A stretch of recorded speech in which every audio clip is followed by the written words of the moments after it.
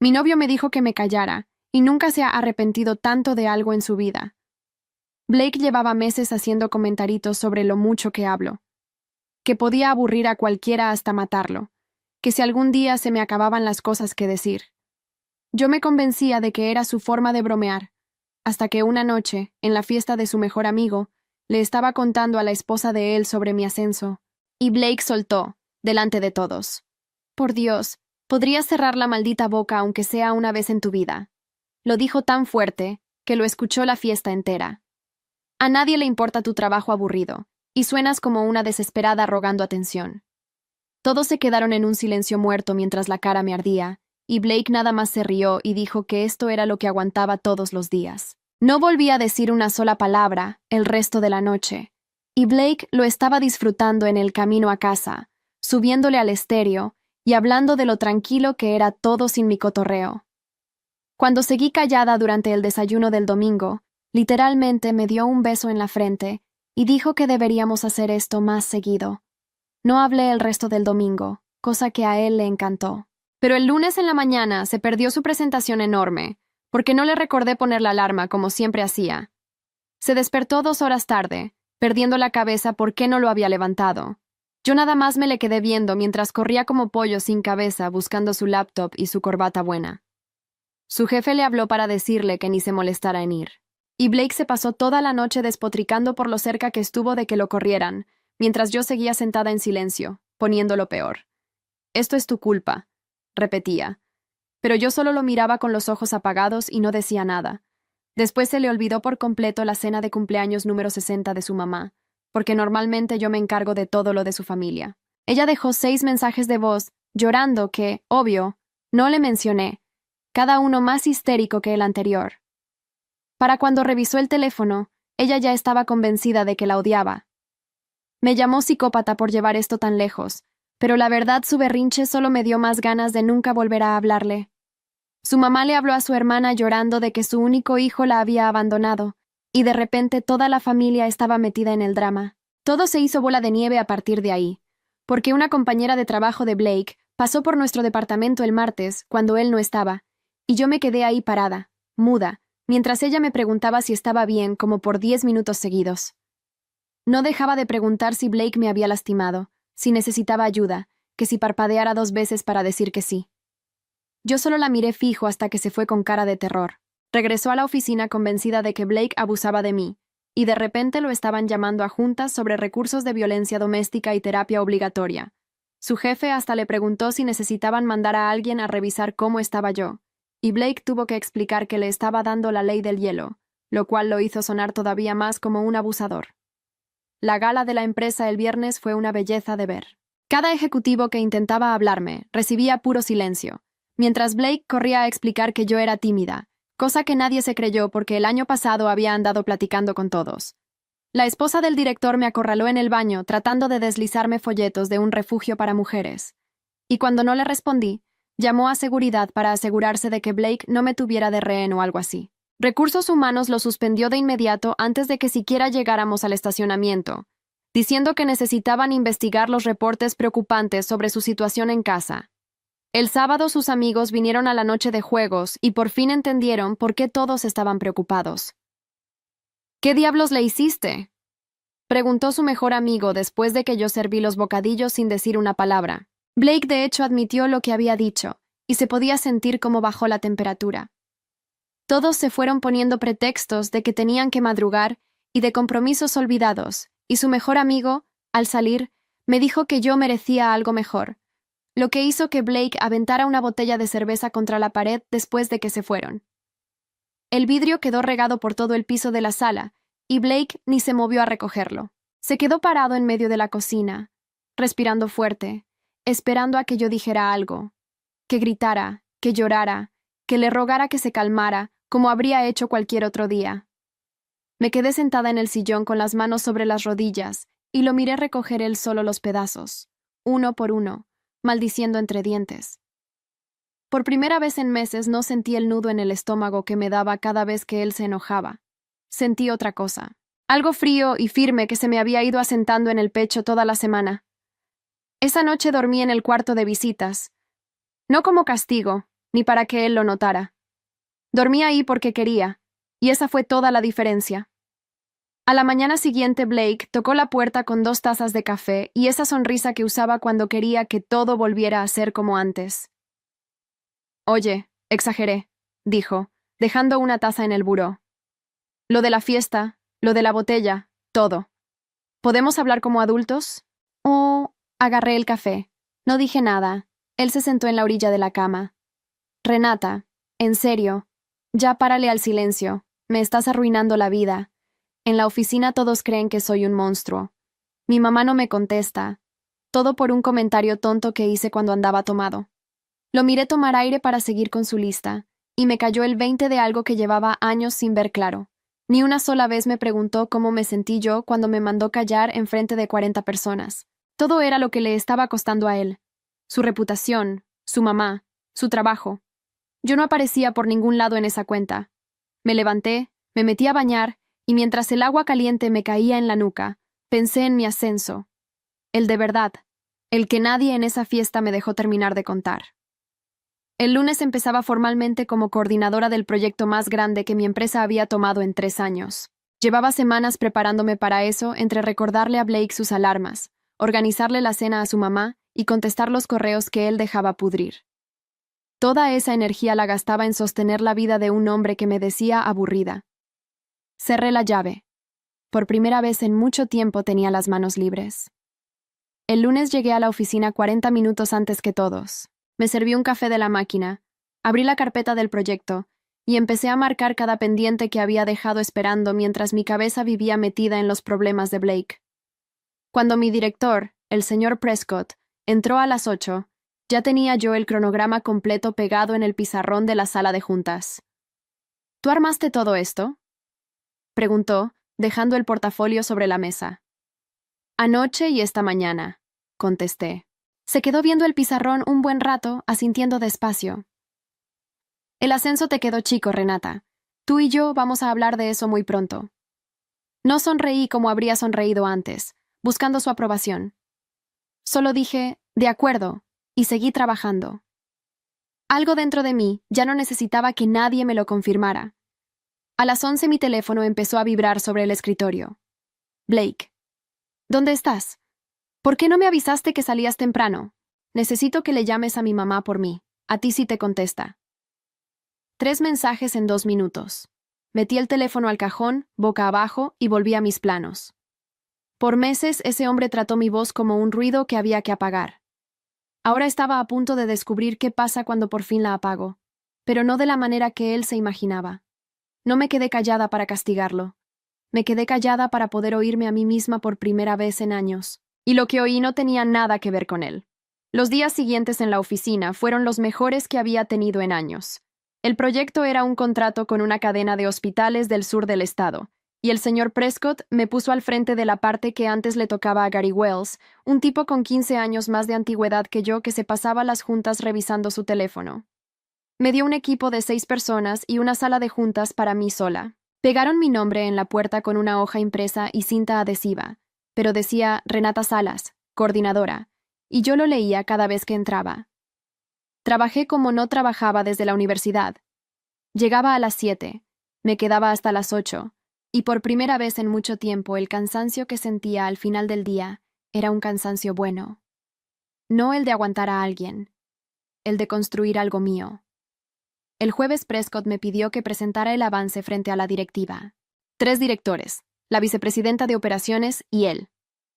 Me pasé la noche anterior repasando cada número, no en el cuarto de visitas, sino en la mesa de la cocina, con Blake dando vueltas alrededor como si esperara que yo levantara la cara y le preguntara cómo había estado su día. ¿Vas a estar así toda la noche?, dijo por fin, abriendo el refrigerador y cerrándolo sin sacar nada. No contesté. Marqué con resaltador una cifra que no me cuadraba. Increíble. La empresa me tiene suspendido por un chisme que tú inventaste. ¿Y tú aquí jugando a la ejecutiva? Levanté la vista apenas lo suficiente para verlo. No dije que yo no había inventado nada. No dije que él solito se había hundido faltando a su presentación, olvidando a su mamá, gritándole a su jefe. No dije nada, porque ya me había dado cuenta de que cada palabra que yo gastaba con Blake era una palabra que él usaba para voltear todo en mi contra. Bajé la vista al resaltador otra vez. Blake se quedó parado un momento, esperando. Cuando entendió que no iba a responder, aventó la puerta del refrigerador y se metió al cuarto. Antes cerraba las puertas para asustarme. Ahora el ruido me resbalaba. La presentación salió mejor de lo que esperaba. La vicepresidenta, una mujer llamada Diane Kessler que tenía fama de no felicitar a nadie, me detuvo cuando terminé. ¿Cuánto tiempo llevas en la empresa? 4 años. ¿Y por qué apenas te estamos viendo? No supe qué contestar a eso, pero Prescott sí. Porque hasta ahora nadie le había dado un proyecto de este tamaño, dijo.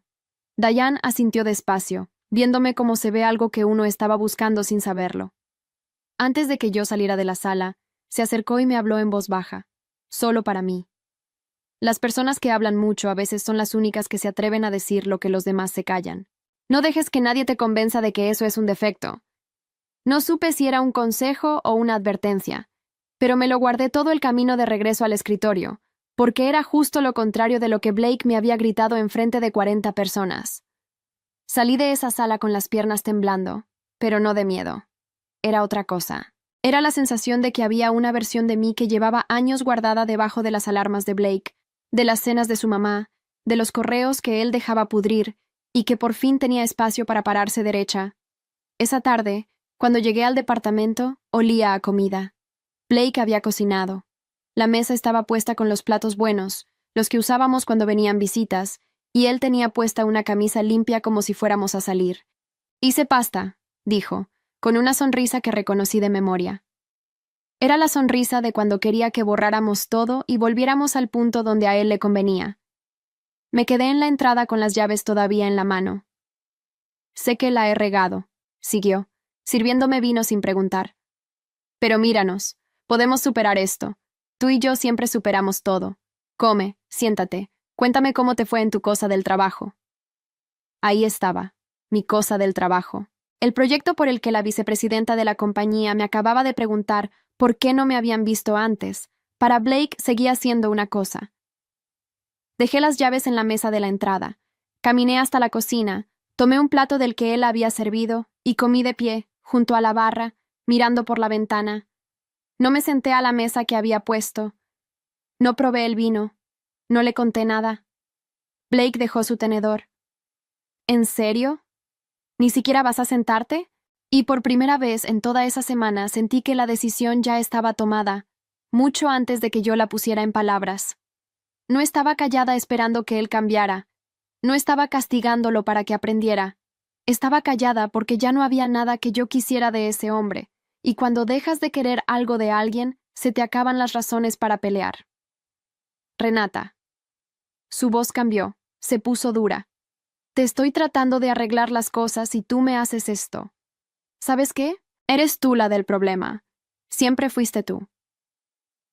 Terminé mi plato. Lo enjuagué. Lo puse en el escurridor. Cada movimiento tranquilo, sin prisa, mientras él subía la voz atrás de mí sobre lo desagradecida que era, sobre todo lo que él había hecho por mí, sobre cómo nadie más me iba a aguantar. Me sequé las manos con el trapo y por fin lo miré de frente. «Voy a dormir en el cuarto de visitas», dije. Fueron las primeras palabras que le dirigía en 6 días. No las dije con rencor. Las dije como quien anuncia el clima. Y vi en su cara que eso le dolió más que cualquier grito, porque un grito habría significado que todavía me importaba lo suficiente para pelear. Esto era otra cosa. Esto era una mujer que ya había cerrado una puerta por dentro. Me acosté esa noche escuchando cómo Blake recogía los platos de la cena que nadie compartió con él. Y por primera vez en mucho tiempo, dormí de corrido, sin poner la alarma para nadie más que para mí. El contrato de los hospitales se cerró 2 semanas después, y se cerró bien. La cadena firmó por un monto que hizo que Prescott me llamara a su oficina para darme las gracias en persona. Pero no fue Prescott quien cambió todo. Fue Diane Kessler. Un lunes por la mañana su asistente me mandó un correo pidiéndome que subiera al piso 12, donde estaban las oficinas de dirección. Yo nunca había pisado ese piso. La alfombra era distinta, más gruesa, y las paredes tenían fotos enmarcadas de los proyectos grandes de la compañía. Diane me esperaba de pie junto a la ventana, con 2 tazas de café ya servidas. «Siéntate», dijo. «Quiero hablarte de la cuenta Brennan». La cuenta Brennan era la más grande que manejaba la empresa. Un grupo de bienes raíces comerciales que movía contratos de millones de dólares. Todos en la oficina sabían que esa cuenta era territorio de los directores, gente con 20 años de trayectoria. Se abrió una plaza en el equipo que la maneja, siguió Diane. Yo lo voy a liderar directamente este año, y quiero armar mi propio grupo. Te quiero a ti. Me quedé con la taza a medio camino de la boca. Sé lo que estás pensando, dijo, antes de que yo hablara, que hay gente con más antigüedad. La hay. Pero yo no ascendí en esta empresa siendo mujer en los 90 mirando la antigüedad de la gente. Miré quién hacía el trabajo. Tú haces el trabajo. No dije gracias con la voz temblorosa. No me disculpé por estar ahí. Solo pregunté cuándo empezaba, y ella sonrió como si esa fuera exactamente la respuesta que estaba esperando. Diane resultó ser distinta a todos los jefes que había tenido. No me trataba como a una asistente con suerte. Me metía a las juntas con los clientes y me pedía mi opinión enfrente de ellos. Cuando yo hablaba, ella no me interrumpía. Cuando alguien en la sala me interrumpía a mí, ella lo paraba con una sola frase y me devolvía la palabra. La primera vez que lo hizo, me quedé callada 2 segundos de más, porque no me acordaba de la última vez que alguien había defendido mi derecho a terminar una idea. En esta mesa nadie pierde el tiempo cuidando egos, me dijo un día, saliendo de una junta. Si tienes algo que decir, lo dices. El silencio no te va a hacer quedar mejor. Aquí premiamos a la que abre la boca con algo que valga la pena, no a la que se hace chiquita. Cada palabra suya era lo contrario de los últimos 3 años de mi vida. Gary Wells, el veterano al que le habían quitado el proyecto, empezó a dejar comentarios en los pasillos. Que yo había subido demasiado rápido, que a ver cuánto duraba, que seguro Diane veía en mí algo que nadie más veía. Antes eso me habría quitado el sueño. Habría querido caerle bien, demostrarle que no era una amenaza. Pero un día, en la cocina de la oficina, me lo dijo de frente, medio en broma. Cuidado, no te vayan a quemar allá arriba. Yo le contesté sirviéndome mi café, sin subir la voz. Prefiero quemarme haciendo algo que oxidarme revisando el teléfono en las juntas. Se puso rojo y no volvió a decirme nada. Descubrí algo esa mañana. La gente que te tira comentarios cuenta con que te quedes callada. En cuanto contestas, se les acaba el juego. En casa, el terreno se movía debajo de Blake y él lo sentía. Yo llegaba tarde, con la cabeza llena de números y de nombres nuevos, y él me esperaba en la sala con las luces apagadas como si eso fuera a hacerme sentir culpable. Ahora resulta que tienes vida, dijo una noche, cuando entré pasadas las 9. Tengo trabajo. Tienes un jefe nuevo, querrás decir. ¿Cómo se llama? Porque desde que llegas hablando de esa tal Diane, es lo único que existe. Colgué mi abrigo sin voltear a verlo. Es la vicepresidenta de operaciones. Y sí, me está enseñando más en un mes que lo que aprendí en 4 años. Blake soltó una risa que no tenía nada de risa. Claro. Y yo aquí, suspendido, arreglando el desastre que tú armaste, mientras tú te la pasas de junta en junta sintiéndote importante. Antes, esa frase me habría dejado despierta toda la noche. Me habría preguntado si de verdad era injusta con él, si de verdad me estaba volviendo una persona que se sentía importante por trabajar. Esa era la parte más fea de vivir con Blake. No los gritos, sino cómo me hacía dudar de las cosas buenas que me pasaban, hasta convertirlas en algo de qué avergonzarme. Pero esa noche no dudé. Me serví un vaso de agua, me lo tomé despacio en la cocina, y me di cuenta de que la voz de Diane había empezado a tapar la de Blake dentro de mi cabeza. La empresa te llamó hoy, le dije, porque se me había olvidado. Dejaron mensaje, algo de la investigación de recursos humanos. La cara de Blake cambió de golpe. ¿Qué dijeron? No sé, no es mi mensaje. ¿No lo escuchaste? No era para mí, Blake. Se levantó del sillón y caminó hacia mí con esa energía que yo conocía, la de cuando quería que yo cargara con algo suyo. Necesito que llames tú. A ti te creen. Diles que todo fue un malentendido, que estamos bien, que tú estás bien. Y ahí estaba otra vez. Que yo lo salvara, que yo pusiera la cara, la voz, el tiempo, para arreglar un problema que él solito se había buscado. No, dije. Una sola palabra. No la grité, no la adorné. Blake se quedó parado a medio metro de mí, esperando el resto de la frase, la explicación, la negociación. No llegó. Solo la palabra, sola, del tamaño exacto que necesitaba. Me metí al cuarto de visitas y cerré la puerta. Del otro lado lo escuché marcar un número, colgar, marcar otra vez. Por primera vez, Blake tenía que resolver su propio desastre con su propia voz. Y por el silencio largo que siguió, entendí que ni él sabía cómo se hacía eso. Esa noche saqué del closet una maleta chica y la puse debajo de la cama del cuarto de visitas. Todavía no la llenaba, pero quería verla ahí, saber que estaba, cada vez que apagara la luz. La suspensión de Blake se convirtió en despido un martes de febrero. La empresa cerró la investigación de recursos humanos sin encontrar nada criminal, pero para entonces ya no importaba. Blake había pasado semanas sin aparecer, faltando a juntas, mandando correos furiosos a su jefe defendiéndose de acusaciones que nadie había puesto por escrito. Cuando llegó el recorte de fin de trimestre, fue el primer nombre de la lista. Llegó al departamento con la caja de sus cosas, la dejó caer sobre la mesa del comedor y se quedó mirándome como si yo tuviera la culpa del cartón. ¿Contenta?, dijo. Yo estaba revisando un contrato de la cuenta Brennan en la laptop. Levanté la vista, lo vi ahí parado con su planta muerta de escritorio y su taza y sus plumas, y no sentí lo que él quería que sintiera. No sentí triunfo. Tampoco lástima. Sentí el cansancio de alguien que ya cargó esa caja demasiadas veces en su cabeza. No, dije, y volví al contrato. Los primeros días, Blake actuó como si estuviera de vacaciones. Dormía hasta tarde, veía la tele, decía que se merecía un descanso después de todo el estrés que le habían causado. Pero a la segunda semana empezó a mandar correos buscando trabajo, y ahí fue cuando el piso se le acabó de caer. Lo escuché una noche desde el cuarto de visitas, hablando por teléfono con su mejor amigo, ese mismo que en la noche de juegos me había dicho que yo merecía algo mejor. ¿Cómo que no me puedes recomendar?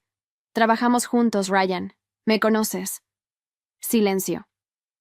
Eso no es justo. Eso fue un problema personal. No tiene nada que ver con mi trabajo. Silencio más largo. ¿Todos están diciendo eso? ¿Quiénes todos? Blake colgó y aventó el teléfono al sillón. Yo me quedé quieta del otro lado de la puerta, con el corazón latiéndome fuerte, no de gusto, sino de esa sensación rara de ver a alguien chocar contra una pared que él mismo había construido, ladrillo por ladrillo, delante de todo el mundo. Porque eso era lo que Blake apenas empezaba a entender. La ciudad corporativa era chica. La gente de su oficina hablaba con la gente de otras oficinas. La compañera que fue a mi casa y me preguntó si necesitaba ayuda tenía amigas en 3 empresas más.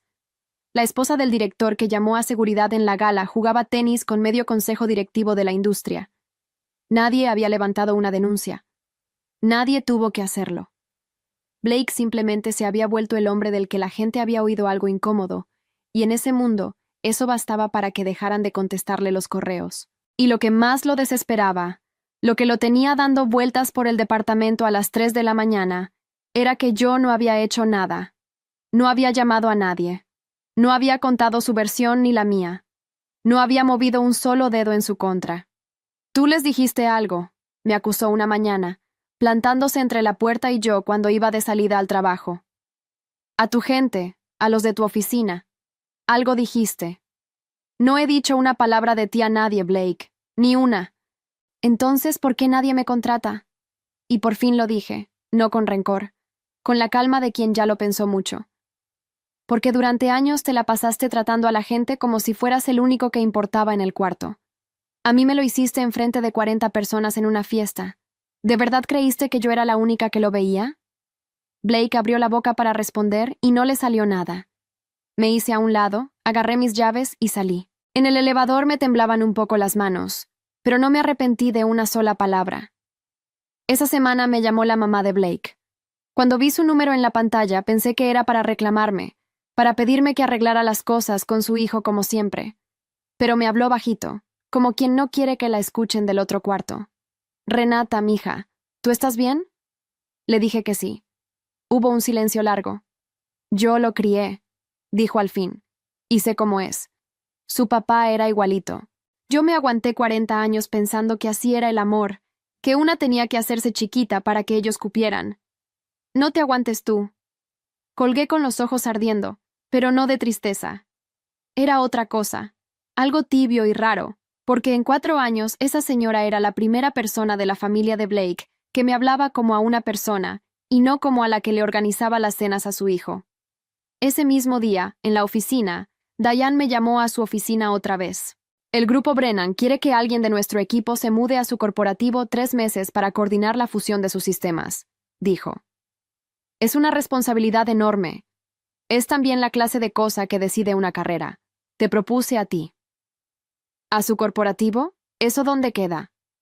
En Dallas. Departamento pagado. Viáticos. Un aumento que te va a hacer reír. Y cuando regreses, no regresas de coordinadora. Regresas a este piso. Señaló el suelo del piso 12 con el dedo. Piénsalo. Pero no mucho. Necesito respuesta el viernes. ¿Puedo preguntarte algo? Le dije antes de salir. Diana asintió. ¿Por qué yo? Se quitó los lentes y me miró un segundo, como midiendo si me decía la verdad completa. Porque en la junta del mes pasado, cuando el cliente te llevó la contraria enfrente de todos, no te achicaste ni te pusiste agresiva. Solo tenías razón, y la sostuviste sin temblar. Eso no se enseña, Renata. O lo tienes o no lo tienes. Y tú llevabas años teniéndolo guardado. Salí de su oficina y me quedé parada frente al ventanal del pasillo, viendo la ciudad allá abajo. 3 meses en otra ciudad. Un departamento para mí sola. Un aumento que me haría reír. Una vida entera separada de la caja de cartón que Blake había dejado pudriéndose sobre la mesa del comedor. Por primera vez en años, la decisión no dependía de la agenda de nadie más. No tenía que revisar si a Blake le parecía, si le arruinaba planes, si se iba a enojar. Era mi vida, mi nombre en la propuesta, mi respuesta. Guardé la oferta en mi cabeza como quien guarda una llave en el bolsillo, y esa noche, al llegar a casa, saqué la maleta de debajo de la cama del cuarto de visitas y empecé, por fin, a doblar ropa dentro de ella. Le dije que sí a Diane el jueves, un día antes de lo que me había pedido. Lo dije sin que me temblara la voz, y ella me dio la mano como se la dan a un igual, no una palmadita en el hombro. Bienvenida al equipo de verdad, me dijo. Salí de esa oficina sabiendo que en 3 semanas estaría en Dallas, en un departamento que nadie más pisaría sin mi permiso. No le conté a Blake, no porque le tuviera miedo, porque ya no le debía mis noticias. Pero Blake encontró la maleta. Llegué del trabajo un viernes, y él estaba sentado en la orilla de la cama del cuarto de visitas, con mi ropa doblada a un lado y un sobre abierto en las manos. Era la carta de oferta que la empresa me había mandado impresa, con el monto del aumento y la fecha de traslado. Dallas, dijo, sin levantar la vista. ¿Te vas a Dallas? Sí. ¿Cuándo pensabas decírmelo? No lo pensaba, Blake. Dejó el sobre la cama con cuidado, como si de repente todo mereciera cuidado, y cuando levantó la cara ya no tenía la rabia de las últimas semanas. Tenía otra cosa. Una suavidad que yo conocía de memoria, la que usaba cuando estaba a punto de pedir algo grande. Siéntate, dijo. Por favor, solo 5 minutos. Me quedé parada. Está bien, párate, merezco que te quedes parada. Se pasó las manos por la cara. He tenido semanas para pensar, Renata, semanas sin trabajo, sin nadie contestándome el teléfono, en esta casa, solo. ¿Y sabes qué es lo único que me quedó claro? Que la regué contigo, que dejé que la presión me convirtiera en alguien horrible. Ese de la fiesta no soy yo. Ese de la fiesta eres tú desde hace mucho, Blake. Lo de la fiesta solo fue en voz alta. Se levantó, caminó hasta la cómoda, abrió el cajón de arriba y sacó una cajita. Una cajita que yo no había visto nunca, de terciopelo azul, y en ese momento el estómago se me hizo un nudo, no de emoción, de otra cosa, de reconocer una trampa antes de pisarla. Iba a esperar, dijo, abriendo la caja. Adentro había un anillo. Iban a hacerlo bien, en un restaurante, con todo. Pero si te vas a Dallas, no me queda tiempo. Se arrodilló ahí, en el cuarto de visitas, entre mi maleta a medio hacer y la ropa doblada. Cásate conmigo. Empecemos de cero, tú y yo. Rechaza Dallas y hagamos esto bien. Te lo juro por lo que quieras, voy a cambiar. Me quedé mirándolo arrodillado en el piso, con el anillo levantado, y esperé a sentir algo. Cualquier cosa. La versión de mí de hace un año habría llorado. Habría visto en ese anillo la prueba de que valía la pena todo lo que aguanté, de que si me quedaba quietecita el tiempo suficiente, al final él me iba a ver. Pero yo ya no era esa. Y lo que vi arrodillado en el piso no era un hombre arrepentido. Era un hombre que se estaba quedando sin opciones, sin trabajo, sin amigos que lo recomendaran, sin su mamá contestándole, con la única persona que todavía le sostenía la vida a punto de subirse a un avión. El anillo no era amor. Era un ancla que me quería amarrar al muelle justo cuando el barco por fin se soltaba. Me acordé de la fiesta, de la cara de Blake riéndose mientras 40 personas me veían con lástima, de cómo esa misma boca que ahora me juraba que iba a cambiar me había dicho, a todo volumen, que cerrara la mía. Un hombre no pasa de la humillación al anillo en unas semanas porque de repente descubrió que me ama. Pasa porque descubrió que me necesita. Y yo ya sabía la diferencia. No en la cabeza, sino en el cuerpo. Cuando alguien te ama de verdad, no se te cierra el estómago. Y a mí, viéndolo arrodillado en ese piso, se me estaba cerrando el estómago igual que la noche de la fiesta. ¿Cuánto tiempo llevas con ese anillo?, pregunté. Blake parpadeó. ¿Qué? El anillo. ¿Cuánto llevas con él? ¿Eso qué importa, Renata? Te estoy pidiendo... Importa. Porque no lo sacaste cuando me ascendieron. No lo sacaste cuando cerré la cuenta de los hospitales. No lo sacaste en 4 años. Lo sacaste el día que encontraste mi maleta. Di un paso hacia atrás, hacia la puerta. No me estás pidiendo matrimonio. Me estás pidiendo que no me vaya. Y esas dos cosas no son lo mismo.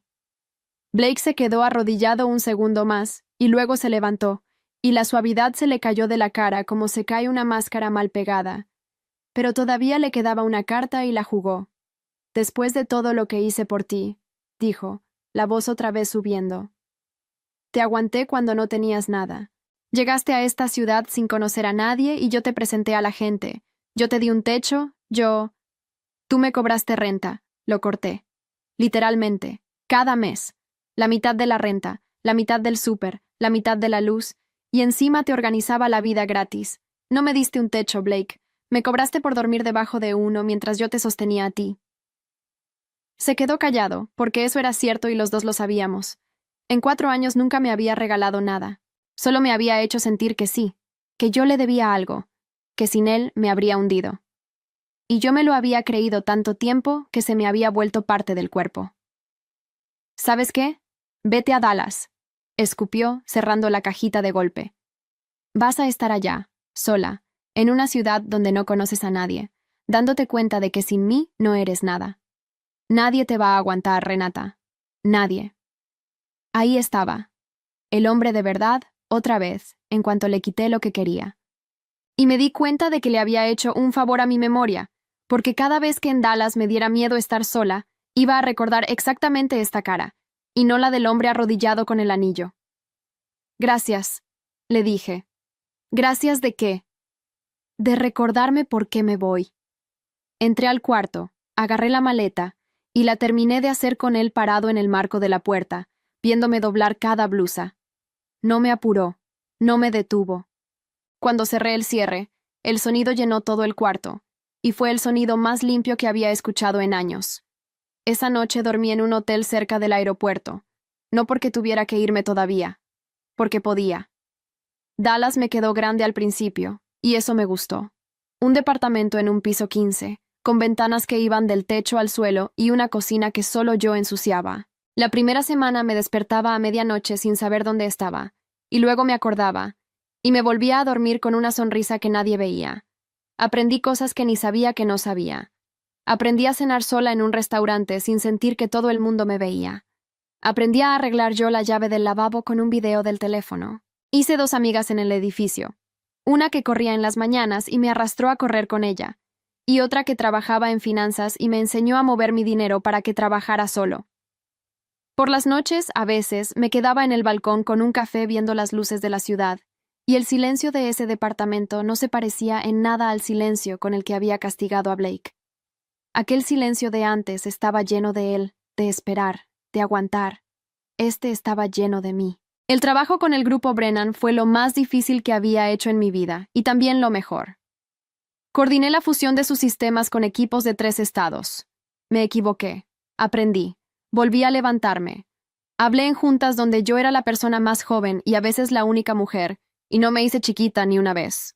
Cada vez que sentía la tentación de tragarme una idea por miedo a molestar, Me acordaba de la voz de Diane. Aquí premiamos a la que abre la boca con algo que valga la pena. Y abría la boca. Hubo una junta, como al mes de llegar, en la que un director del grupo Brennan, un hombre de traje caro que hablaba fuerte para que nadie más hablara, me interrumpió 3 veces seguidas. La primera me quedé callada. La segunda también. A la tercera dejé mi pluma sobre la mesa. Esperé a que terminara su frase y le dije: con todo respeto, llevo 3 semanas metida en estos números y usted acaba de bajarse de un avión. Déjeme terminar y luego me corrige. La sala se quedó muda. El hombre se puso rojo, pero al final de la junta se acercó, me dio la mano y me dijo que hacía mucho que nadie le hablaba así. Esa noche llamé a Diane medio muerta de nervios, segura de que la había regado, y ella se rió por el teléfono. Bienvenida a las grandes ligas, me dijo. La que no se deja pisar es la que se queda. Blake me escribió durante el primer mes. Mensajes largos al principio, de esos que empezaban con «sé que no te lo mereces, pero», y terminaban culpándome de todo. Después mensajes cortos. Después, cuando entendió que yo no iba a contestar ninguno, dejó de escribir. Me enteré por Ryan, su ex mejor amigo que se volvió amigo mío, que Blake se había mudado a casa de su mamá, que estaba buscando trabajo en otra ciudad, una donde nadie hubiera oído hablar de él. Le deseé de verdad que la encontrara. No por bondad, porque ya no me costaba nada desearle cosas. Había dejado de ser el centro de mi vida, y desde afuera hasta se veía chico. A los 3 meses, la fusión cerró. El grupo Brennan mandó una carta a la dirección de mi empresa pidiendo, textual, que no dejaran ir a Renata Salas. Diane me llamó por video, con esa media sonrisa suya. Te dije que regresabas a este piso, dijo. Me quedé corta. Te vamos a dar tu propia área. Vas a manejar cuentas, y vas a manejar gente. ¿Estás lista para eso? No dije, no sé si merezco tanto. Esa frase se me había caído en el camino, en algún lado entre Houston y Dallas, y ya no la extrañaba. Sí, dije. Estoy lista. Regresé a Houston 6 meses después de haberme ido, pero no regresé a nada de lo de antes. Firmé el contrato de mi propio departamento, uno con mi nombre, y nada más que mi nombre en el papel. Recogí las pocas cosas mías que quedaban en el departamento que compartí con Blake un sábado en que él no estaba, y me di cuenta de que casi nada de esa casa era mío. Yo había vivido 4 años sosteniendo un lugar donde apenas existía. Metí lo mío en 2 cajas. 2 cajas. 4 años. Blake había llenado el resto de la casa con su ropa, sus trofeos de la universidad, sus cosas por todos lados, y yo, sin darme cuenta, había cabido en 2 cajas de cartón. Las bajé al coche yo sola, sin pedirle ayuda a nadie, y no lloré. Al contrario, sentí el cuerpo ligero, como cuando por fin sueltas algo pesado que llevabas cargando tanto tiempo, que ya se te había olvidado que pesaba. La última vez que vi a Blake fue por casualidad, meses más tarde, en un restaurante del centro. Yo estaba cerrando un trato con un cliente, riéndome de algo, con un vestido que me había comprado yo sola con mi propio dinero. Él estaba en una mesa de la esquina, solo, con una carpeta de currículums. Nuestras miradas se cruzaron un segundo. Yo no bajé la vista. No lo saludé con odio ni con nostalgia. Lo saludé con un movimiento pequeño de la cabeza, el que le das a alguien que conociste hace mucho, y volví a mi conversación. Él fue el que no pudo sostenerme la mirada. Mi cliente, un señor mayor que había hecho negocios toda su vida, notó el intercambio y me preguntó si conocía al hombre de la esquina, porque no le había quitado los ojos de encima a nuestra mesa. Alguien que conocí hace tiempo, le dije, y le di un trago a mi agua sin que me temblara la mano. Ya no. Con eso bastó, y seguimos hablando de cifras. Esa noche manejé de regreso a mi departamento por la misma autopista de siempre. Hace un año, esa mujer se dormía en un cuarto de visitas poniéndole la alarma a un hombre que le decía que su voz era ruido. Ahora manejo mi propio coche, uno que elegí yo, por el que firmé yo, sin pedirle permiso ni opinión a nadie. No lo compré para que Blake lo viera. Lo compré porque por fin sé cuánto vale mi trabajo y cuánto valía cada palabra que él me quiso callar. Resultó que mi silencio nunca fue mi derrota. Fue el ruido de él apagándose y el mío, por fin, empezando a escucharse.